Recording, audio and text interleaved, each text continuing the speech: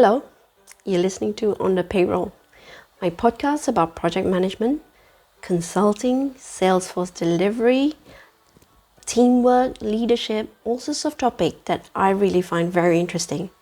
And my podcast is just an opportunity for me to talk about these sort of things with people that I like. And I record them so that my readers and my listeners can find value in the kind of things that I really enjoy, and that it can help them in the journey towards being a Salesforce consultant or admin or professional. In today's episode, I talked to Tara Aldridge. She works at Vonage, but her journey from where she was a young girl with dyslexia and who didn't have the kind of education that she eventually had to the kind of role that she's running now and being the leader that she is and how she inspires people. I felt really inspired in how she's approached things, in the way that she sees people and technology, and also how thoroughly passionate she is about what she does and the company that she works for. So I invite you to listen in on our conversation because I really had a good time, and I hope you do too.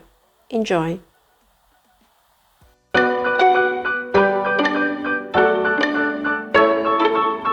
Hello, Tara. Welcome to my podcast called On the Payroll. How are you today? I'm good. Thank you very much for having me. I'm so glad to have you on. We met a few years ago on the London's Calling event, and that was not the first time I heard of New Voice Media, by the way. I've done a project, so that's a company that's in my consciousness, and I know that that's where you're currently at. What I'm really interested to hear is your journey from where you started from. I know you didn't start in tech, and how you ended up here. Sure. So I am from a non-typical tech background. I didn't do technology at university or even at school. I didn't do A-levels or anything like that.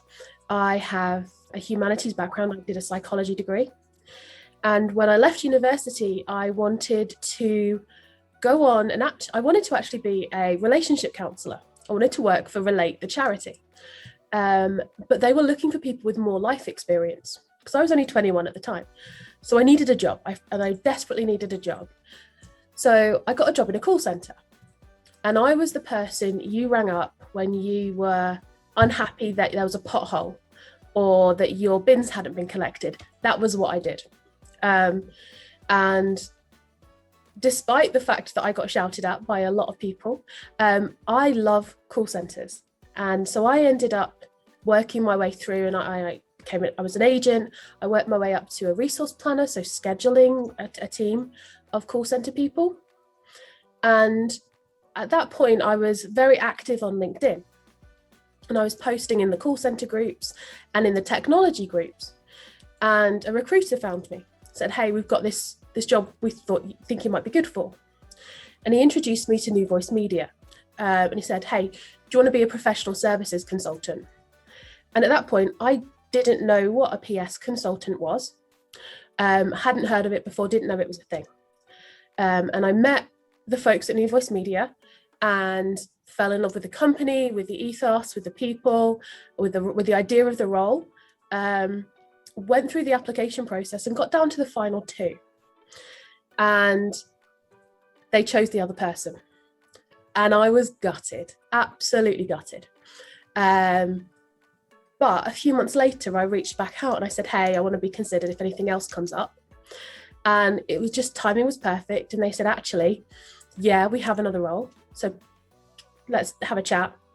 I applied the second time and they offered me a job. And at that point, I was like, oh my God, now I need to actually do it.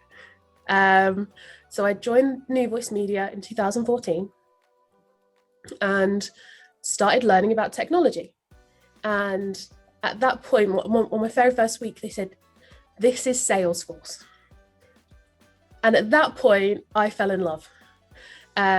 And I love Salesforce. I'm a proper geek now about it. And I get to do the best of both worlds. I get to enjoy Salesforce and I get to do technology. and implement solutions for call centres. And I sort of worked my way through, and at that point I was dealing with customers in the UK, and I was travelling around the UK, sort of bobbing around to different call centres and helping them implement great solutions for customers. And then I got a phone call one day saying, we need you to go visit a customer. And I'm like, okay, sure, where? And I was expecting somewhere like Birmingham or London or something, and I went, Poland. And at that point, I'd never travelled. I'd never been on holiday or abroad. I'd never been on a plane. And I ended up flying to Poland. And at that point, I just fell in love with travelling the world and visiting customers. And yeah, that was 7 years ago. And ever since then, I've been here and I've worked my way up, and I now look after various teams at Vonage. We've been acquired since I was New Voice Media. And yeah, I get to do everything I love every day. What an amazing story. It sounds like the path that you've taken is one that's not very... Let me start that again.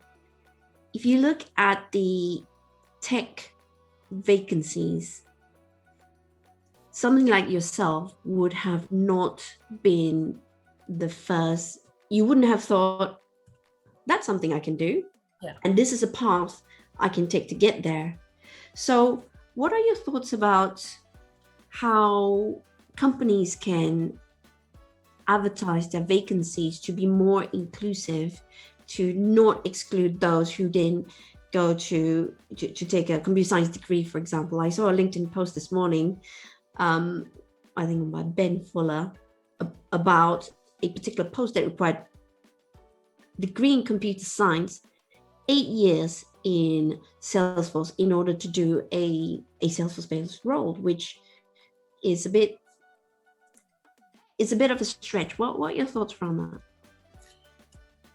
I think it's, having been in the position where I'm recruiting, it's very easy to build up a picture of the ideal person that you want in your team, with all the right experience and everything that you would want from a dream team member.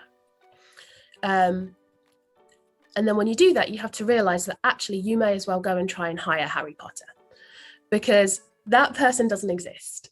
And then you have to think outside the box and think, okay, so not only what sort of person would be a good fit for me based on the role and the team and everything else, but also where am I likely to find those people? And I was really lucky at the time that the recruiter that found me was using the groups facility on LinkedIn to find people who were having the right conversations. If you just looked at my background, I would never have been a good fit. And I definitely wouldn't have applied for the role because I didn't even know that career existed. So it's around being creative and widening perspective about what the potential is for the ideal person. I saw a really great job advert the other day on LinkedIn, and they set out the usual thing, the description about what sort of person they're looking for and everything like that. But then at the end of the job description, what they set out was the expectations for month 1, 2, and 3 in the new role. And I've never seen that before on a job description, on an advert. And it just really resonated with me that setting out those expectations really publicly and showing this is what we expect from you when you join us opens up the pool of people who may apply for a role, because it's clear that you're not expected to hit the ground running and immediately be an expert in everything. You set expectations and say, for the first month, we expect X, Y, and Z. We want you to be a member of the team. We want you to be onboarded with our IT systems. We want you to have done this. We don't expect you to be on top of absolutely everything. And if you don't set that up out front when you're going through the very beginning stages of a process, you're automatically putting people off from applying, because their expectations of what's going to be expected of them potentially don't match yours, and they're worried about applying. And we've all heard the stat that's out there about women don't apply for jobs that they're not 100% ticking every box for. And actually, if we're really clear up front about expectations, and we want you to get to the stage where you can code, where you can do something, and we'll help you get there, that opens up and makes so many more people look at the job advert, look at the company, look at you as a recruiter or an employer and go, actually, that opens up a path for me that I didn't think existed, or that's something I want to give it a shot. I think, yeah, trying to be as open as possible is easy to say, it's hard to do, but when you do it well, it's pretty awesome. I can see that.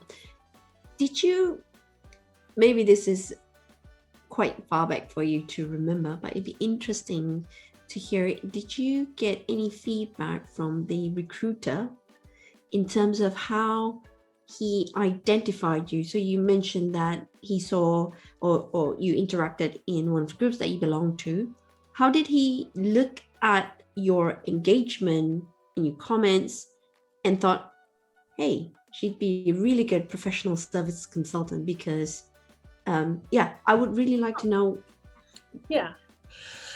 So the recruiter that found me, he found me in a group where we were asking technical questions.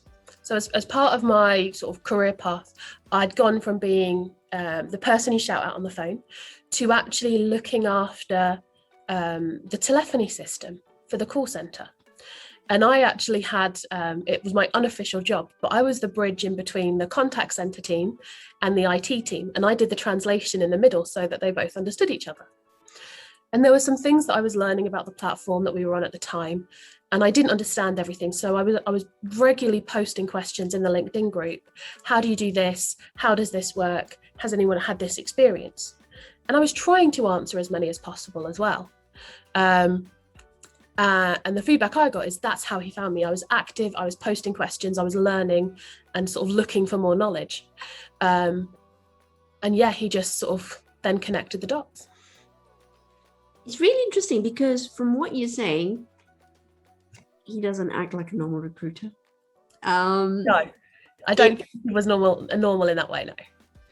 Which is rare. So it sounds like he was looking for the soft and human skills, the attitude, the mindset, the interest around technology, the wanting to learn, wanting to know more, wanting to solve problems, as well as contributing, which are all the key things that makes you really good for the role that you're currently in. So that was really interesting to hear. And later on, if you have a name, that would be good to add in the list of people to head for. That's really interesting. Now, in terms of call center, because that is also very close to my heart. I was a call center consultant a few years ago, and we put in call center systems. Tell me a bit more about how new voice media attracted you. So you mentioned you went for an interview, and what was it about the interview process that made you fall in love? Because you read a job advert, most you can do is look at a website, get to know what the company's about, then you go for the interview, and I guess that's where kind of the movie starts in terms of wooing you. So just talk us through how that very first date went and how it made you feel so strongly about the company that you asked to be reconsidered a few weeks later. So we went through the typical cycle, and maybe it was unusual at the time, but in 2014, the very first interview I had was a video interview. At that point, I was based up in Manchester, and the HQ was based in Basingstoke, where I am now.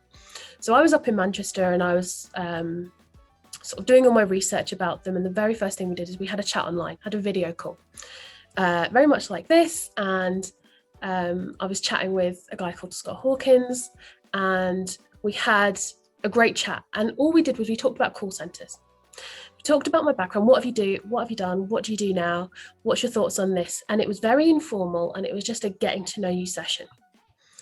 And that's one of the things I really liked about the company, was that it's not just formal question and answer type things. It was a conversation. It was with people who understood the industry and were passionate about giving great customer service and delivering great solutions, leaving happy customers.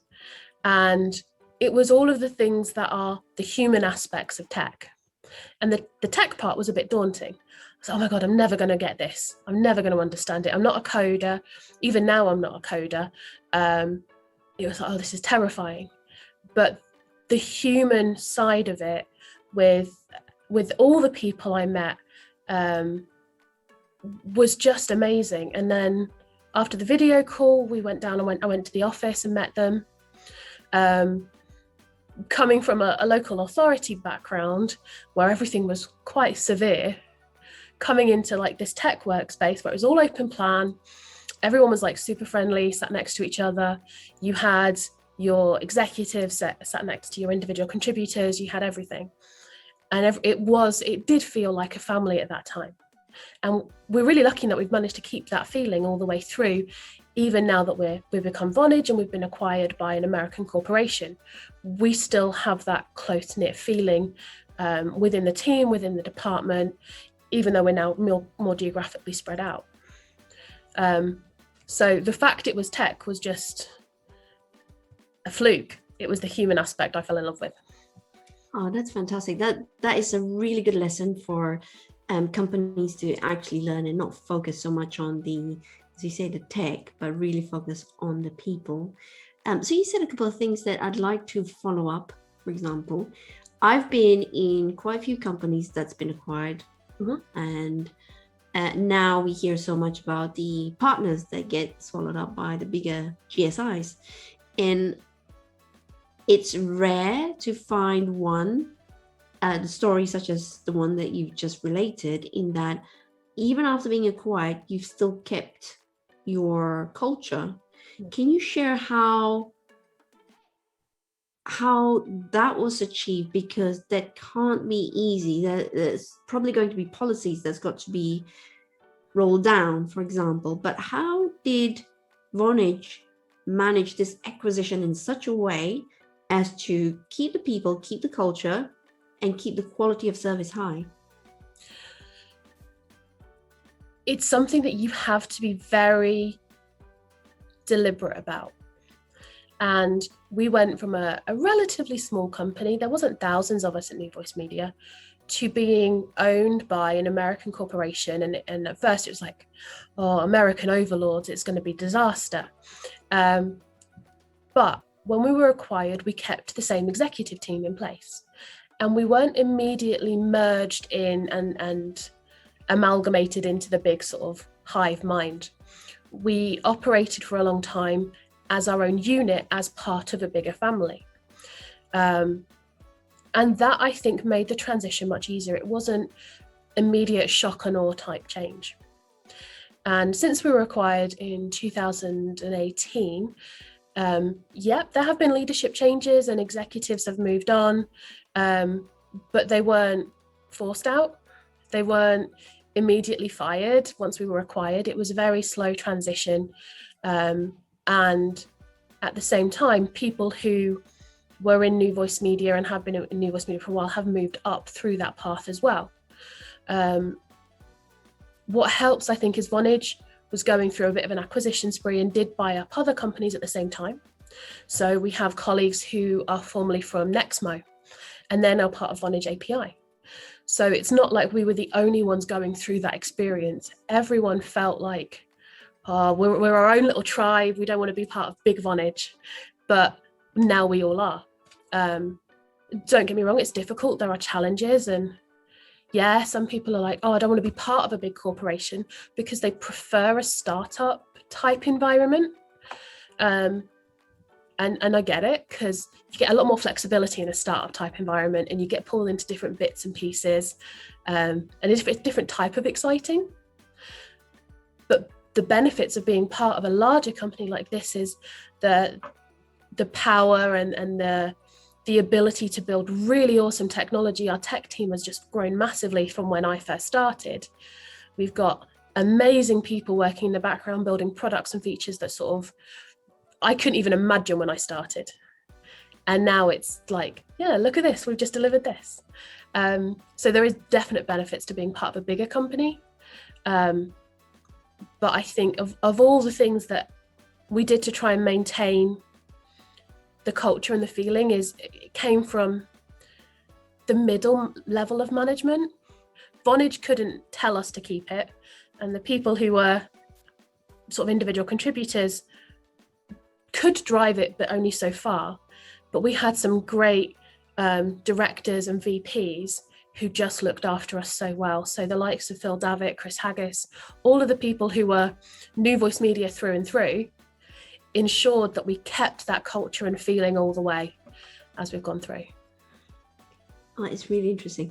You use the word contributors twice, and I just want you to just flesh that out slightly, because I'm thinking that the definition that I'm thinking isn't. So the way that the terminology we use here is you are either an individual contributor contributing to the success of Vonage and your customers, or you're a manager contributing to your success. So it's not that we have team members or employees, you're a contributor of some level, and it's either individual or manager contributor. Why did they choose to use that? To be honest, this is just what we inherited when we became Vonage. And I quite like it. I think it's better than saying employee. Yes. Because that just seems like you're looking down on someone. Whereas actually, if you're contributing to success, that to me is more inclusive. I like that actually, because as you say, employee has gives you the feeling that there's a transaction going on. I'm paying you, and therefore you are doing the work that I'm paying you for. Whereas contributor sounds so much more that person has more value than just a transactional one. That's really cool. That probably, I think, culture is a mix of everything. And you mentioned the fact that you've got the middle management who's actually keeping the team and the feel and keeping things going. That is quite key. So tell me a little bit more about so you mentioned also earlier on that this is new to you, that you've come from a family and a background where tech may not have been what you thought you'd grow into. And you took your first flight to Poland. What would you say to if there was a time machine or a magic wand and you went back and you met yourself when you were 16, what are the kind of things that you would say to yourself at that age? I think it would be to be more confident. So I used to be painfully shy, which is really hard to believe now because I talk to anyone and everyone, but I used to be painfully shy. And I used to really doubt myself. And I still have those doubts, but I have the mental tools and the equipment in my head to say, this is a doubt, it's okay, it's actually not true, but I'm just going to feel it and then I'm going to work through it. So don't doubt yourself as much and have that confidence. But also, I would say your tribe is out there. So when I found Salesforce, one of the things I fell in love with was the community. And I go to events like London's Calling, like World Tour, like Dreamforce, and I'm just amazed that there are people like me who love a system and a platform and a community that much, who I can properly geek out with. And there's a shared interest and a commonality that no matter what company you're from or what background you're from, we're like, this is awesome. And yeah, finding your tribe is such a big thing. And if you can find it, especially if you find it early on, is super powerful. Because once you find your tribe and you find people like that, you find people who inspire you. And I can look to the Salesforce community, particularly in the UK, and see so many strong female leaders and what they do and how they do, and I look to them and it's just so motivating. And there are just so many brilliant people out there, men and women, but particularly there's a really strong contingent of strong women in the UK. Can you list a few, give them a bit of a shout out? So I volunteer with a charity called Supermoms. So Heather Black does amazing work getting parents back into technology. So that's seeing her and seeing her posts that she shares on social media and things like that, seeing how she's open about the thoughts that she goes through in her life and the training that she does, but also how it motivates other people is awesome. So Heather Black, there's the likes of Gemma, and all of those people who are just, you see them at events, you see them on social media, you see the Ladies Be Architect logo everywhere, and you just look at them and you go, wow, that is awesome. Yeah, I totally get it. I think Gemma is amazing. So let's just going back to sorry, so I made a few notes so that I can go back to it. So you started off wanting to be a relationship counselor. Yes. Now, looking back, do you have, well, I think I know the answer, because I was going to ask, do you have any regrets not pursuing what you wanted to pursue? No, actually. I mean, I still have the possibility of going back and being a counsellor later on in life. But actually, the bit that appeals to me about psychology and about relationship counselling and counselling in general is the human aspect. But actually, I get to travel around the UK, around Europe, around the world, meeting customers, meeting agents in call centres or resource planners or MI analysts, Salesforce people and technology people. And I get to meet so many new people and have so many new experiences and conversations that part of me that needs to be fulfilled through human contact is just like thriving. Lockdown was really painful for me. Not meeting people, not going out on the road was really challenging and really difficult for me at times. I'm a social creature. I get energy from being around people. And I was locked in a 1-bedroom flat for a very, very long time. And that was just, there were times when I was like, I need to move house, I need to get out, I need to just go for a walk, I need to do something, because I was climbing the walls. But being able to come back into the office now, so I'm sat in our office now, and just having the routine of getting out my flat and having the process of, I drive to work, I've got a commute, it's like 3 miles, it's not massive, but I have a start and an end to my work day. Just makes the world of difference to me and my mental health and how happy I am at work. It sounds like you found your dream job, isn't it? Ticks all your boxes in terms. I am so lucky in what I do, and that I have a job that I love and I'm passionate about, and I get to meet people, and not many people can say I enjoy coming to work every day, and I do. You also run the Women in Tech group. Yes. What prompted you to start that? So Sean runs the Hampshire Tech group, community group. And it was great having that from a very technical perspective, having people talk about the cool things they're doing with Salesforce and the cool things they're doing in their industry. But one of the gaps that I felt we had was we had the London Women in Tech group. But by the time I'd finished my work day, travelled into London, attended that and come back, it's a bit long. So I applied to Salesforce to set up the Basingstoke Women in Tech group. And so that was set up in 2018. And we had great meetings in 2019, sorry. And then COVID hit. And at that point, I was overwhelmed, and we had sort of we didn't have any meetings last year after about April, because it was like, oh my God, I can't stand any more Zoom quizzes, Zoom pub nights, any of this sort of stuff. It was just so overwhelming. And like I said, my mental health wasn't great with lockdown. But I'm super excited to start them back up again. And actually having seen and spoke to women one-on-one, and I've actually been open and said to some of the members of the Women in Tech group, I was like, look, the reason it's gone quiet and we didn't have any was because actually lockdown was not my friend.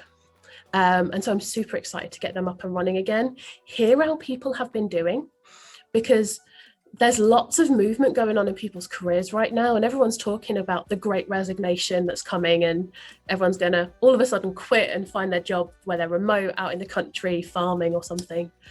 There's so much movement in people's lives right now. I'm super excited to hear from everyone and hear how they're doing and what's changed and what their plans are. And if they're like me, at the start of lockdown, I made a bucket list of all the things that when lockdown's finished, I'm going to go and do. And I've started on that path. And I'm super, super excited to get some of those done. I'm going to have to ask about what's on that bucket list. So it covers a bit of everything. There's like destinations I want to see. I all in my head when lockdown was starting, I was like, I never got the chance to go to Iceland and sit in the springs. So that's on my list. Okay. But then there's also things like, I would really like to try a pottery class. I don't know why. I don't know what it is, but I'm not a creative person in any way, shape or form. I can't draw a stick man. But in my head, I'm like, I need to try a pottery class. So that is on my bucket list. That's 2. Let's hear some more. So what else is on there? So one of the ones I really liked is I got into sort of cooking for myself a couple of years back. And like most people who live on their own, for a long time it was, there's no point really cooking a nice elaborate meal because it's just me. And then I started getting one of those meal boxes where I started cooking proper food for myself and looking after myself like that. And so I've got into like foodie stuff. So on my bucket list is the list of restaurants I want to try. And I was very lucky last month that for my birthday treat, I took myself and a friend out to a Michelin-starred restaurant in Reading. So really nice that we sort of tried this sort of stuff out. Stuff that I would never have even thought of doing a couple of years back. But as a birthday treat to myself, I thought, why not? If we've survived the zombie apocalypse, then got to give it a go. Absolutely. Can I hear another couple more? I'm just so interested.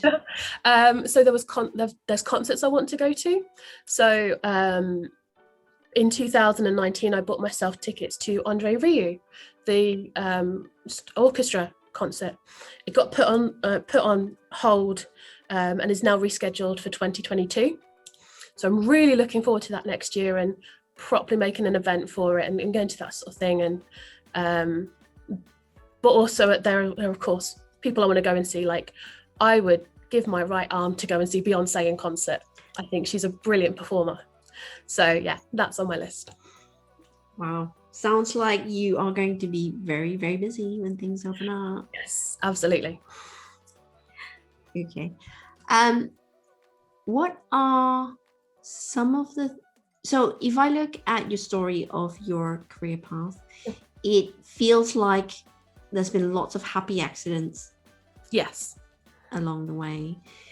And right now where you are, and it's so amazing to see you so excited about your job and about your life right now. In the journey to get here, has there been any mistakes, like really big mistakes that you think, I'd like to go back and do over that one?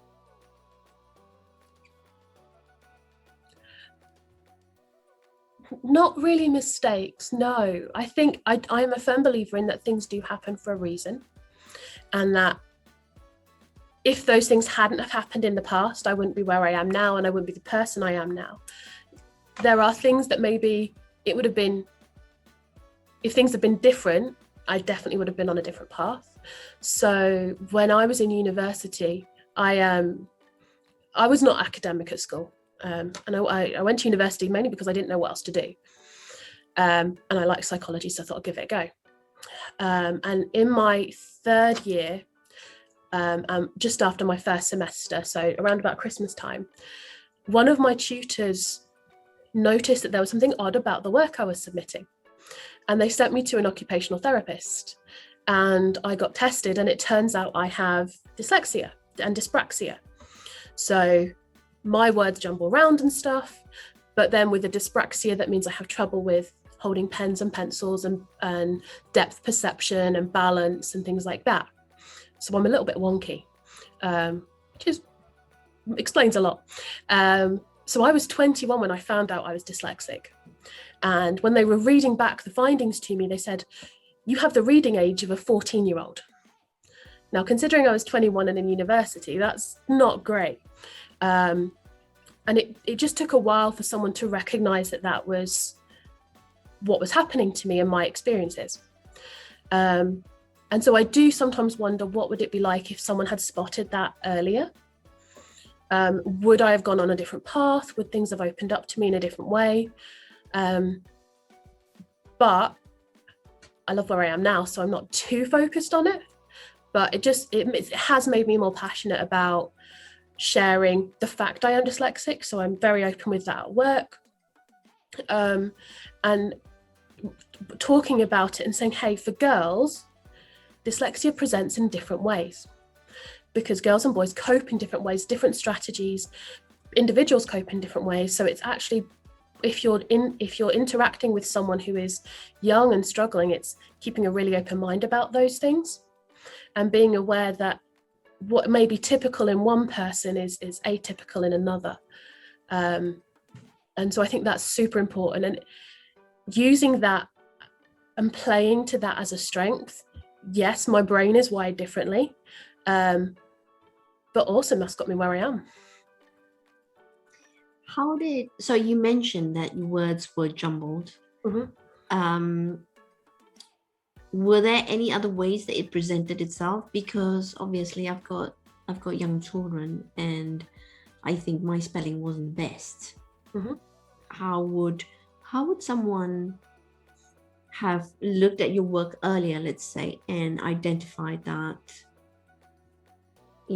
So at 21 somebody identified it, but for a younger child, you said it presents differently. How was yours presented? In what way? So one of the things that, since reading about this and sort of exploring it more, one of the things that sort of really resonated with me is it's really hard to focus on someone presenting and take notes. That for me is virtually impossible. I cannot do both at the same time. I can pay attention and focus on what they're saying and try and soak it all up.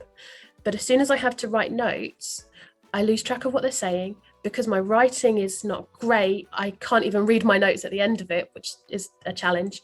And yeah, it just really doesn't work. And so thinking back about, okay, well, actually then when you're in high school and the teacher's writing on the board and asking you to write notes, it's no wonder that was really difficult for me.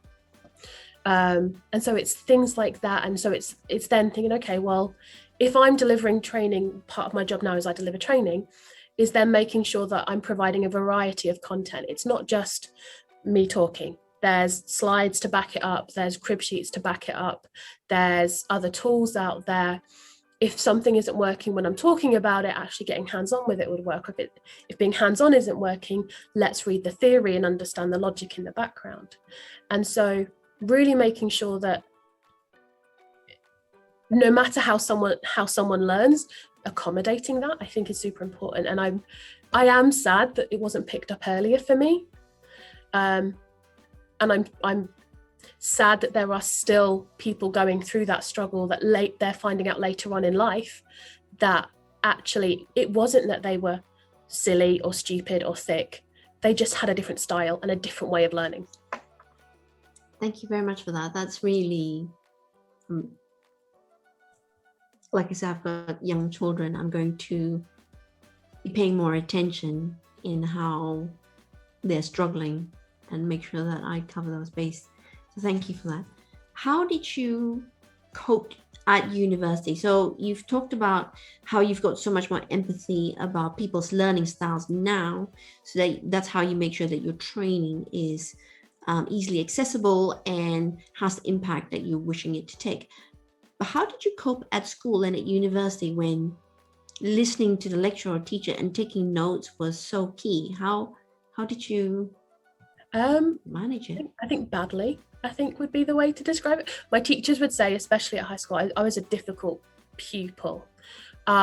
If you ask me questions, I can talk about stuff forever, and I can explain my thoughts and things like that. But if you ask me to write it down, not so much. And especially sort of high school, sixth form, I just didn't submit homework, and I was one of those naughty kids, not like malicious naughty, just didn't do stuff. And now looking back, I realise why. But yeah, just at the time, it was like, well, why didn't you do it? Well, I didn't, and things like that. But at university, it meant that I spent a lot of time reading, which is ironic considering I'm dyslexic. And having to read the books, highlight, and work out what tools worked for me. So very much color coding, visual stuff, so mind maps, all of that sort of thing. All of those sorts of tools really helped me absorb information. So I'm a big fan of colored post-it notes and pictures and very, very visual, because they don't jump around the page as much for me. So if a young girl was to listen to this podcast and think, hey, I'm having trouble with all these things, there's no adults I can go to, what are some of the tips you think you'd be able to give her, or to give yourself now that you know? What are some of the tips that you might give her? I would tell anyone who doesn't feel they can go and speak to an adult is there are loads of tools out there available for free on the internet, or in libraries, or that you can access through school without having to get your parents involved and things like that. There's loads out there, and it's knowing that those tools are out there and where to find them. One of the things that I've recently discovered is the dyslexic community on TikTok. And actually, there's loads of people out there talking about their coping strategies and their tools and things like that. And hearing other people say there is not one way to do it right. There's not one way to be dyslexic. There's not one way to learn. There's not one way to do anything. You have to find what works for you. So for me, it's color, visuals, and things like that. For other people, it's audio. So actually record sessions and then play them back, or record yourself reading a book and then play it back. And things like that really do help, but it's a case of trial and error and working out what is the right tool for you and your brain and you at that point, because the right tool may change depending on the topic or how you're feeling or where your brain is at. So it's being flexible with yourself, being open to trying new things, and really using the power of the community and the internet out there to say, okay, what are other people doing that could work for me? What do I know works for me? And then when you get to the stage of maybe you know what works and you've got a tool that just makes it so much easier for you, at that point, it is easier to then approach someone and say, hey, I'm struggling with you teaching like this in a lecture style. Is it okay if I just put my phone at the front and record your meeting so I can play it back? Or is it okay if I do something else? And that then opens up a conversation. So yeah, it's all about doing your research and understanding your own thoughts. It sounds like your struggle has helped you become so much more empathetic as an adult and also as a leader. You run teams. So it sounds like you create a very safe environment for people to experiment, to try, to be different. Now, what are the sort of things when you're running a team or when you're working with colleagues, what are some of the things that you will not tolerate? I think it's so detrimental to people and to businesses to come into something closed-minded. And the irony is it's something I do struggle with when it comes to change. So if you come in and you're like, no, we've always done it this way, that is usually a bad sign. And it's something that I personally struggle with. Someone will come to me and go, why don't we do it like this? And I'm like, oh, we can't do it like that. And then I have to wait. And about half an hour later, I'm like, but we could do it like this. And so for me, I know that I have to stop my initial response, because my initial response could be defensive or could be coming from a place of fear of change. And then once I've thought about it for an hour or so, I'm like, okay, now let's do it. But yeah, the one thing I don't tolerate is being closed-minded, being prejudiced, because there's no place for that in business today. If you are saying, oh, well, that type of person doesn't belong here, quite frankly, get out. You don't belong in business at that point, because diversity of culture, of people, of thought, of everything only makes businesses better. And that diversity comes in so many shapes or forms. It's not just race, it's not just sex, it's not just gender or anything like that. It's so many different things. And the more diverse you are, the better you are as a company, the more profitable you are as a company. The stats bear this out. If you want to be successful, you have women on the board, you have people of colour on the board, you open up your interview processes and hiring processes to new people, you actively go and search out different people for the team. If you don't do that, you're going to end up with a team of the same people, just clones of each other, and you're not going to grow as a business. Yeah, I think that is so key in making sure that teams are successful and businesses are as well. Just before we close, I'd like to ask you, what are your top values for yourself and how you live your life?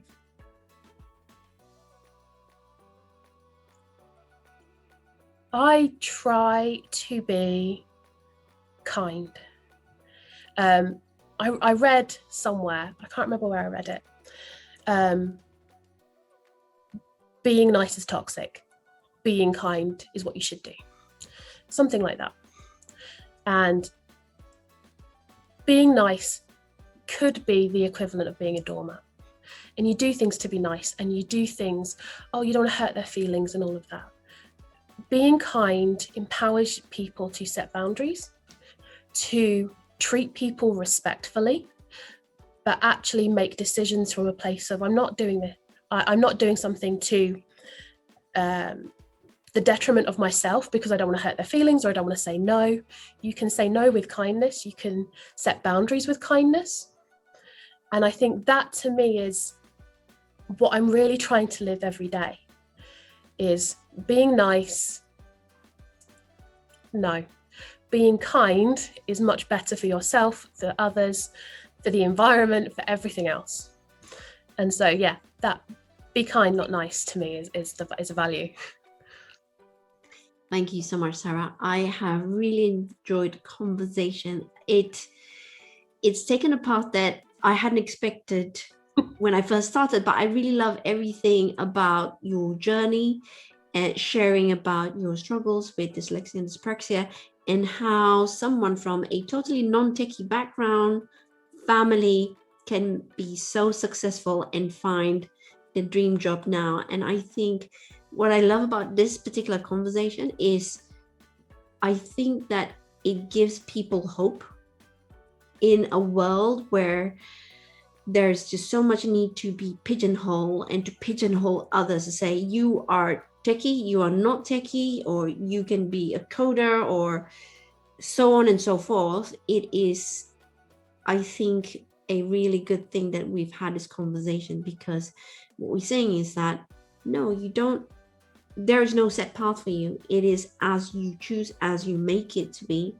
Yeah. So thank you so much, Tara, for this conversation. I really appreciate you, acknowledge you for the struggles that you've had to get to where you are now, and being an inspiration to so many in your team and outside as well in the community, especially running the Women in Tech group. So thank you so much, Tara. Thank you so much for having me.